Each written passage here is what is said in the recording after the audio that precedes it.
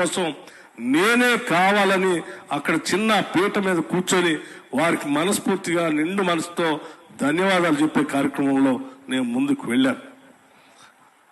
కానీ దురదృష్టం, సరే ఆ చిన్న ఫోటోని తీసుకొని రాష్ట్రంలో చాలా మంది ట్రోల్ చేశారు. వారందరికీ నేను సౌహృదయంతో కృతజ్ఞత తెలియజేస్తాను. నిజమే, మీరు మనసుకి కష్టపడి ఉండొచ్చు, కానీ ఇది ఎవరో కావాలని చేసే కోసం నేనే కావాలని అక్కడ చిన్న పీట మీద కూర్చొని వారికి మనస్ఫూర్తిగా నిండు మనసుతో ధన్యవాదాలు చెప్పే కార్యక్రమంలో నేను ముందుకు వెళ్ళాను. కానీ దురదృష్టం, సరే ఆ చిన్న ఫోటోని తీసుకొని రాష్ట్రంలో చాలా మంది ట్రోల్ చేశారు. వారందరికీ నేను సౌహృదయంతో కృతజ్ఞత తెలియజేస్తాను. నిజమే, మీరు మనసుకి కష్టపడి ఉండొచ్చు, కానీ ఇది ఎవరో కావాలని చేసే